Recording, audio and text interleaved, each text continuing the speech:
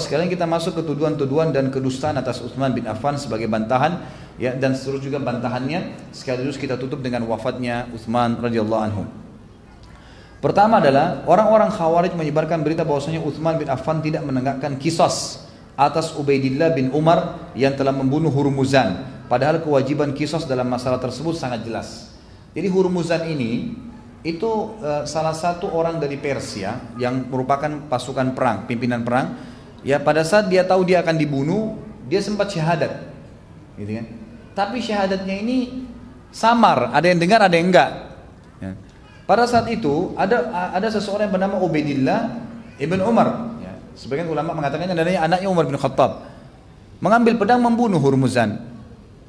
Nah, tersebarlah isu, ya, gitu. Waktu itu Utsman bin Affan jadi khalifah, dan akhirnya Utsman bin Affan tidak menghakimi karena masih samar, benar nggak orang ini sudah masuk Islam. Tapi Utsman bin Affan akhirnya mengambil keputusan, anggap dia sudah muslim, agar Ubaidillah yang terkenal orang soleh ini tidak dihukum, caranya adalah membayar dia, membayar denda, kan gitu. Maka Utsman bin Affan mengambil dari hartanya pribadi, lalu kemudian memberikan kepada walinya Hurmuzan, gitu kan? Diberikan kepada walinya sebagai pembayaran terhadap Ubaidillah. Itu pun katanya, ya, dikatakan oleh Ibnu Arabi rahimahullah dalam kitab Al-Awasim wal Qawasim, beliau mengatakan sebenarnya kisah yang diungkil kepada kita tentang masalah terbunuhnya Hurmuzan ini pun oleh Ubaidillah, ya, adalah sanadnya rancuh atau muttarib, jadi tidak bisa diterima. Ibnu Abdul Bar rahimahullah, seorang ulama tabi'in, mengatakan kisah tentang pembunuhan Hurmuzan, Jufainah, dan juga anak perempuannya Abu Lu'lu' adalah sebuah yang rancu. Jadi Utsman tidak lakukan itu. Abu Lu'lu' ini yang membunuh Umar bin Khattab radhiyallahu anhu, gitu kan. Jadi pada saat terbunuh Umar bin Khattab, waktu Utsman jadi khalifah, tersebar berita Utsman membunuh anaknya Abu Lu'lu' karena ayahnya membunuh Umar bin Khattab, dan ini tidak benar. Ibnu Abdul Bar mengatakan Utsman tidak pernah membunuh, karena yang salah ayahnya Abu Lu'lu', dan Abu Lu'lu' sudah membunuh dirinya di masjid pada saat sudah membunuh Umar bin Khattab. Jadi sudah selesai ceritanya. Ini tidak benar sebenarnya, gitu kan. Jadi Utsman bin Affan tidak melakukan ini. Syubhat yang pertama. Ini syubhat yang kedua, ini tersebar nih sehingga terbentuklah kelompok-kelompok orang-orang yang bodoh, yaitu orang-orang yang berfaham Khawarij. Siapa itu Khawarij? Orang-orang kelompok yang telah Nabi SAW ingatkan kepada kita akan keluar nanti di tengah-tengah kalian orang-orang yang masih muda-muda umurnya, kalian cemburu dengar Qur'annya, kalian cemburu melihat sholat mereka, tapi mereka keluar dari agama seperti keluarnya lebih cepat daripada anak panah yang keluar dari busurnya. Ya, karena mereka memahami agama ini sesuai dengan zahirnya saja, yang kelihatan saja, gitu kan? Jadi mereka tidak ada ulama berada di situ. Jadi waktu kaum Khawarij ini ada pun, nggak ada kalangan sahabat yang bersama mereka. Jadi tidak ada kalangan sahabat yang bersama mereka. Lalu mereka mengurumuni rumahnya Utsman bin Affan, lalu menuntut beberapa poin, akan saya sampaikan nanti, gitu kan. Mereka nuntut, ujung-ujungnya minta Utsman bin Affan turun dari khalifah, gitu kan. Waktu itu mereka tidak paham, orang tidak kenal Utsman bin Affan nih. Sampai nanti karena terlalu banyak mereka berkumpul, sampai terkumpul kurang lebih 700 orang di depan rumah Utsman bin Affan, dan syaitan menghiasi buat mereka. Waktu itu beberapa sahabat sempat berkumpul ingin membela Utsman, tapi Utsman larang. Dia mengatakan jangan ada yang membela, jangan ada darah tertumpah karena saya. Akhirnya mereka menyelinap masuk pada saat itu dan sempat memotong tangan Utsman bin Affan radhiyallahu anhu dan membunuhnya, ya, dan membunuhnya. Nanti akan kita sebutkan di penutupan bahasan.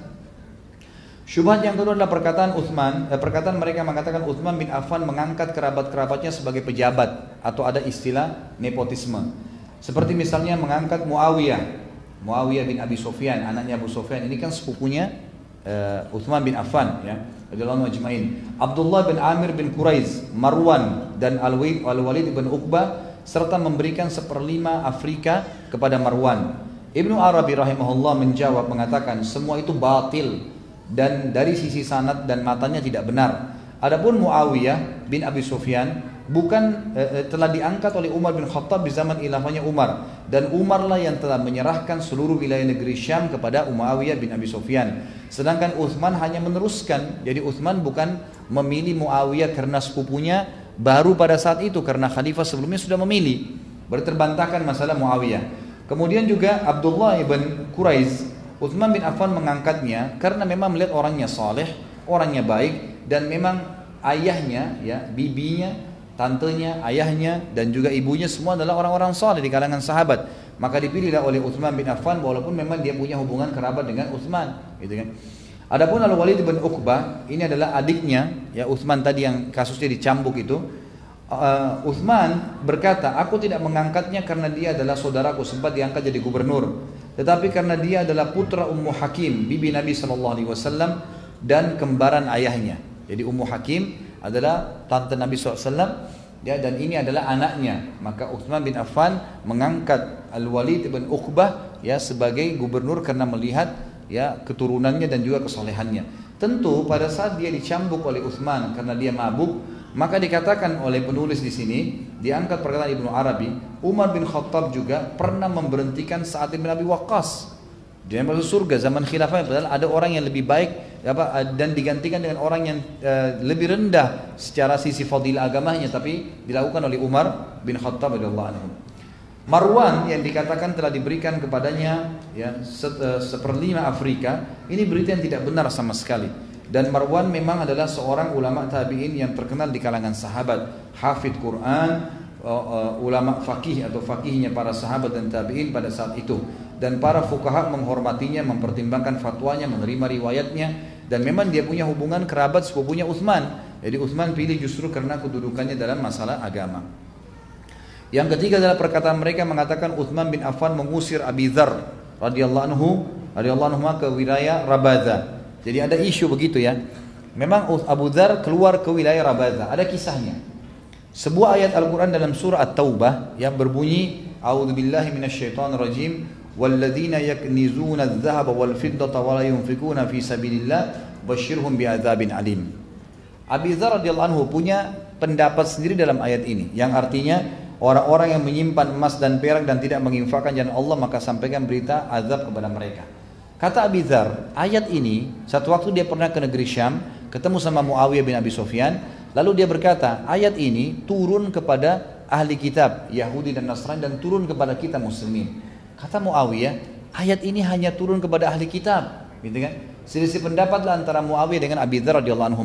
Lalu Muawiyah sebagai gubernur Syam nulis surat kepada Utsman bin Affan khalifah. Begini pendapat Abi Dzar. Lalu Utsman menulis surat kepada Abi Dzar untuk datang ke Madinah. Datanglah ke Madinah. Lalu Utsman bin Affan tidak bicara sampai Abi Dzar yang berbicara. Abi Dzar mengatakan, wahai Amir Mukminin, apakah anda mengira saya sama dengan orang-orang Khawarij itu? Tidak faham tentang ayat Allah? Tidak, demi Allah, saya tetap saya, gitu kan? Dan apapun yang anda perintahkan saya tetap patuh. Saya bukan Khawarij yang keluar dari kepemimpinan Utsman bin Affan. Saya tetap bagian daripada di bawah kepemimpinan anda. Tetapi saya memahami ayat tersebut seperti itu. Kata Utsman, kami pun memanggilmu hai Abi Dzar dengan baik ke sini agar kau bersatu dengan kami. Kemudian kami akan berdiskusi secara baik kepadamu dengan ayat tersebut. Apakah kau mau tinggal di Madinah? Kata Abi Dzar, tidak, saya ingin keluar dari Madinah. Kata Utsman, kamu mau pergi kemana? Dia bilang, saya ingin pergi ke Rabadha. Itu kan sebuah wilayah tidak jauh dari kota Madinah. Ingin tinggal. Tempat itu kurang lebih tempat yang sedikit sekali penduduknya gitu, padang pasir gitu. Lalu kata Utsman bin Affan, baiklah kalau kau mau begitu kami izinkan. Kalau kau memang minta izin, karena Abi Dzar bilang saya minta izin, dan kami akan mengirim kepadamu pengembala unta zakat untuk lewat di pagi dan sore hari untuk memberikan kepadamu susu yang kau butuhkan, gitu kan? Kata Abi Dzar, saya tidak butuh masalah itu. Maka Abi Dzar pun akhirnya meninggalkan Madinah dan tinggal di Rabadha. Berarti riwayat-riwayat menjelaskan Utsman bin Affan tidak mengusir Abi Dzar. Fitnah semua ini. Yang keempat, Utsman bin Affan membakar mushaf. Jawabannya adalah, kata beliau, Ali bin Abi Thalib berkata radhiyallahu anhu, ini juga orang-orang Syiah sengaja mengangkat masalah ini, ya. Demi Allah, Utsman tidak membakarnya, kata Ali bin Abi Thalib, kesaksian sahabat yang lain mulia, kecuali di hadapan khayalak para sahabat Nabi SAW. Utsman mengumpulkan kami dan berkata, apa pendapat kalian tentang qiraat, baca-bacaan yang berbeda-beda, cara baca Al-Quran? Ini di mana kaum muslimin berbeda padanya. Seorang muslim bertemu dengan muslim yang lain, dia berkata, qiraatku lebih baik daripada qiraatmu. Hal ini menyeret mereka kepada kekufuran, akhirnya bisa nambah-nambah Al-Quran nantinya.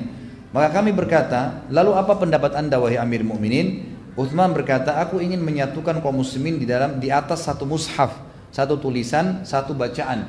Karenanya, jika pada hari ini kalian telah berbeda pendapat, niscaya orang yang setelah kalian, kalau kalian saja sahabat Nabi berbeda, bagaimana dengan orang setelah kalian? Maka para sahabat berkata, sebaik-baik pendapat adalah pendapat anda. Lakukan saja, kami akan setuju dengan itu. Berarti statement yang mengatakan Utsman membakar Al-Quran adalah perbuatan yang salah, ini keliru karena Utsman bermusyawarah dengan para sahabat. Yang kelima, mereka berkata Utsman memulangkan orang yang telah diusir oleh Rasulullah SAW dari Madinah yang bernama Al-Hakam ibn As. Orang ini memang pernah diusir oleh Nabi SAW dari Madinah karena perilakunya yang tidak baik dan dia murtad dari agama. Dan ini jawabannya adalah tidak benar. Ibnu Taimiyah mengatakan rahimahullah tidak berdasar sama sekali dan tidak memiliki sanad. Jadi ini cuma isu saja. Yang keenam, membagi-bagi pemberian harta zakat. Dan ini juga dibagi oleh Utsman bin Affan. Mereka menyebutkan kisah, mereka mengatakan tidak boleh dibagi-bagi sembarangan harta zakat. Harus dibantah nih Utsman, ditolongkan dari khalifah. Maka dijawab juga oleh para ulama, diantaranya Imam Abu Nuaim al-Asbahani rahimahullah. Orang tabi'in mengatakan Utsman lebih mengetahui daripada orang-orang yang mengingkarinya. Jika para pemimpin melihat suatu maslahat bagi rakyatnya, maka mereka berhak melakukannya. Pengingkaran orang-orang yang tidak mengetahui kemaslahatan tidak boleh menjadi hujjah atas orang yang lebih mengetahuinya. Dan di setiap zaman akan selalu ada orang-orang yang tidak mengetahui dan mengingkari kebenaran dari arah yang mereka tidak ketahui. Jadi bantahan ini semua tidak benar dan Utsman bin Affan melakukan yang terbaik. Yang ketujuh adalah tuduhan mereka terhadap Utsman bin Affan bahwasanya memukul Ammar bin Yasir dan Abdullah bin Mas'ud. Dan ini jelas tuduhan adalah yang tidak benar. Tidak pernah Utsman bin Affan memukul keduanya. Sebagaimana dinukil oleh Abu Nuaim dalam kitabnya Tathbitul Imamah. Ya. Dan ini juga disebutkan dalam sanad yang sahih bahwasanya Utsman tidak pernah memukul keduanya dan ini hanya isu yang disebarkan oleh orang-orang terhadap Utsman bin Affan. Ibnu Umar sempat membela Utsman sambil berkata, seorang laki-laki dari Mesir datang menunaikan ibadah haji, lalu dia melihat suatu kaum sedang duduk. Dia bertanya, siapa mereka? Orang-orang menjawab, mereka adalah orang-orang Quraisy. Dia bertanya, siapa syekh mereka? Maka orang-orang menjawab, Abdullah bin Umar. Dia berkata lagi kepada Ibnu Umar, wahai Ibnu Umar, aku bertanya kepadamu tentang sesuatu, maka kabarkanlah aku tentang hal itu.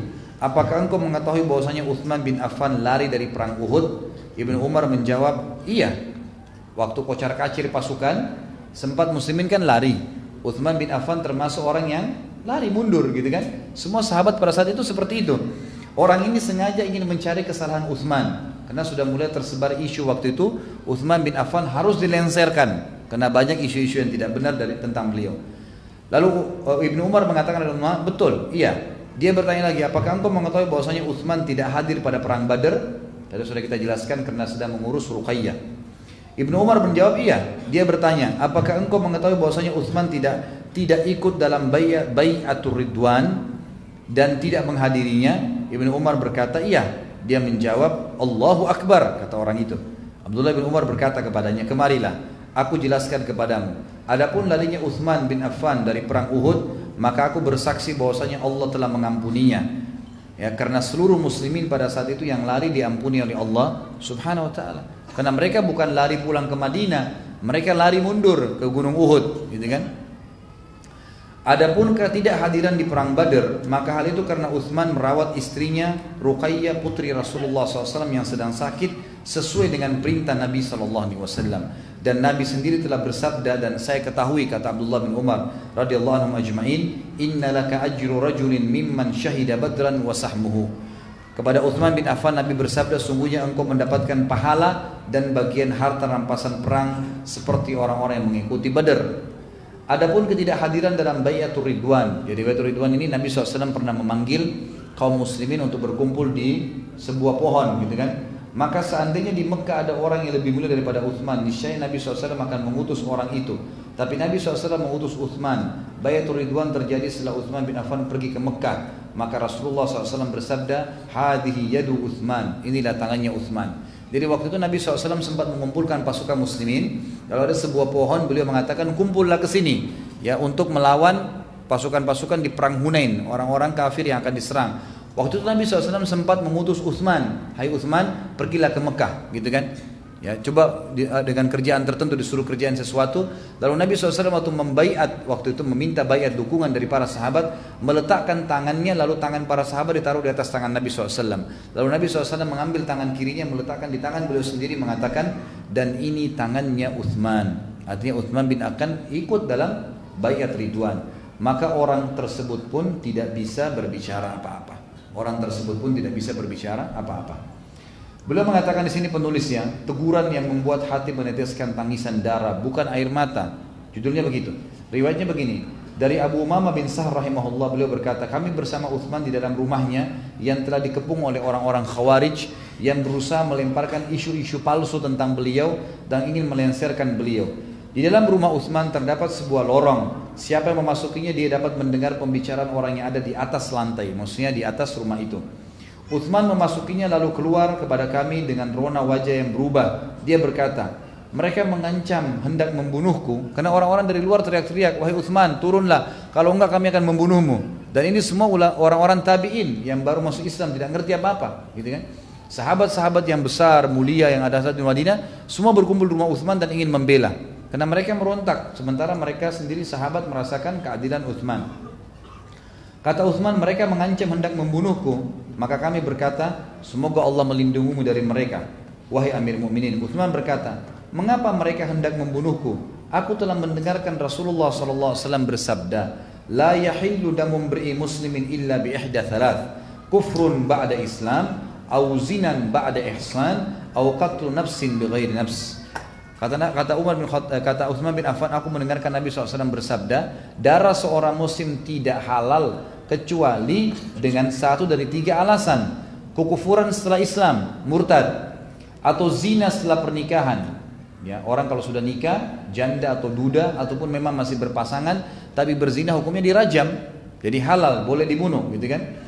Dikatakan kekufuran setelah Islam, atau zina setelah pernikahan, atau membunuh jiwa tanpa alasan yang benar. Ini berarti boleh dikisos. Dia membunuh orang memang dengan sebab dendam, marah, emosi, maka itu berarti hukumnya dikisos. Demi Allah, kata Utsman, aku tidak pernah berzina, baik pada masa jahiliyah maupun pada masa Islam. Aku juga tidak ingin mengganti agamaku setelah Allah memberiku hidayah kepadanya. Maksudnya aku tidak akan murtad. Dan aku juga tidak pernah membunuh satu jiwa yang diharamkan untuk dibunuh. Lalu mengapa mereka ingin membunuhku? Gitu kan? Lalu Utsman pernah melihat dari atas jendelanya kepada orang-orang di luar, berkata, bukankah kalian mengetahui hadis Nabi SAW ingin membubarkan orang-orang yang demo nih? Ya. Nabi SAW bersabda, man hafara rumata falahul jannah. Siapa yang membeli sumur rumat maka dia, atau siapa yang menggali atau membeli maka sumur rumat, dia akan masuk surga. Dan itu saya sudah dapatkan. Bukankah kalian tahu itu? Mereka bilang, iya kami tahu. Lalu Utsman bilang lagi, bukankah Nabi SAW bersabda kepadaku dan kepada sahabat waktu itu, man jahaza jaisyal usrati falahul jannah. Siapa yang menyiapkan pasukan perang Tabuk maka dia akan masuk surga, dan aku menyiapkan semuanya, serta Nabi SAW memberikan surga bagiku. Bukankah kalian tahu itu? Mereka bilang, iya kami tahu. Maka Utsman berkata, ya Allah saksikanlah. Pada saat mereka disuruh bubar, mereka nggak mau. Tiap hari makin bertambah saja, makin bertambah, makin banyak orang-orang yang bodoh berkumpul di depan rumah Utsman. Dan para sahabat juga sempat berkumpul. Saatnya sekarang kita menceritakan, penutup bahasan kita adalah terbunuhnya Amir Mukminin Utsman bin Affan radhiyallahu anhu. Waktu itu sahabat-sahabat sempat berkumpul di rumah Utsman bin Affan, di antaranya Ali bin Abi Thalib radhiyallahu anhu yang sempat datang dengan anaknya Hasan.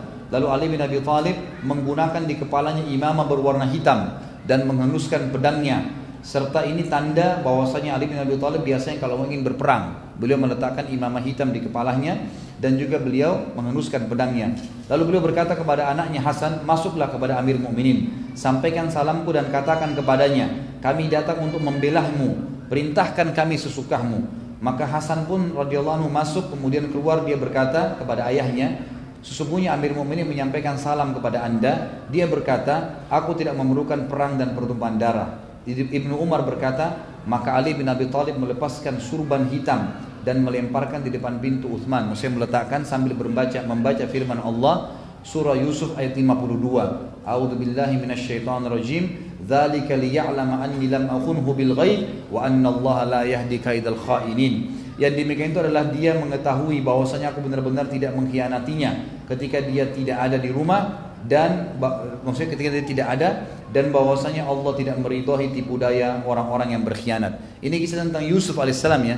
Waktu beliau dituduh berzina mengganggu istri raja, beliau kan tidak. Lalu beliau waktu dituduh berzina, beliau mengatakan, saya tidak akan pernah berkhianat kepada Tuhanku.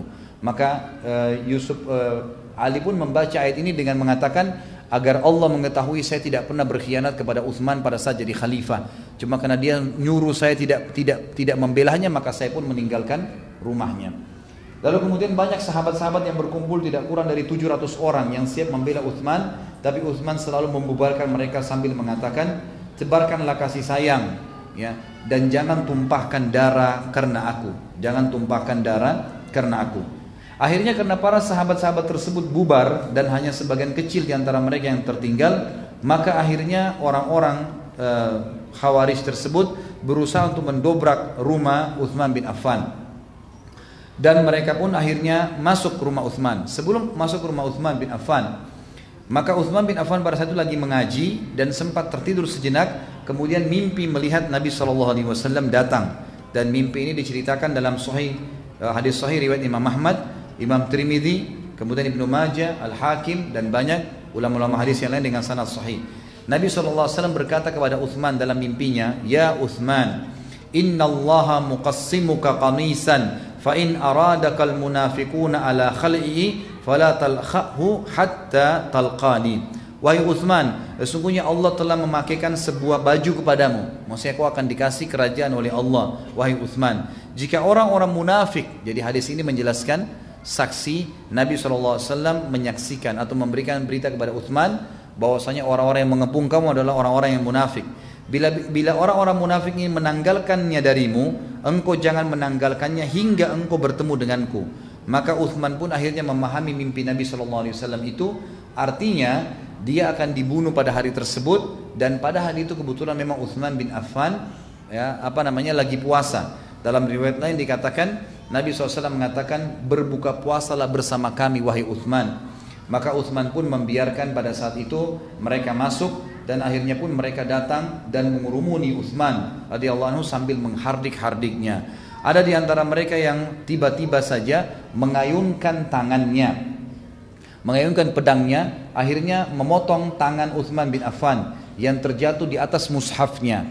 Dan darah yang tertumpah masuk atau jatuh di atas ayat yang berbunyi fasayakfikahumullah wa huwas samiul alim, surah Al-Baqarah ayat 137. Jadi sempat pada saat itu darah Utsman tumpah di ayat Al-Quran pas yang bunyinya, maka Allah akan mencukupkan engkau hai Muhammad terhadap mereka dengan pertolongannya, dan dia maha mendengar dan maha mengetahui. Maksudnya Allah akan membalas mereka.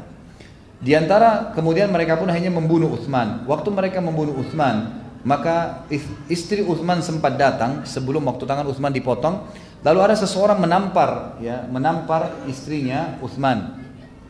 Sampai akhirnya istrinya Utsman terjatuh. Dan Utsman pun berkata kepada orang tersebut, semoga Allah membutakan matamu, memotong kedua tangan dan kakimu, dan memasukkanmu ke dalam api neraka. Maka beberapa tabi'in sempat berkata, pada saat itu saya melihat orang yang tadinya menampar istrinya Utsman dan memotong tangan Utsman itu di negeri Syam, matanya buta, kedua tangannya putus, dan kedua kakinya juga putus. Lalu orang tersebut menangis-nangis sambil berkata, gitu kan, sungguh saya celaka, ya.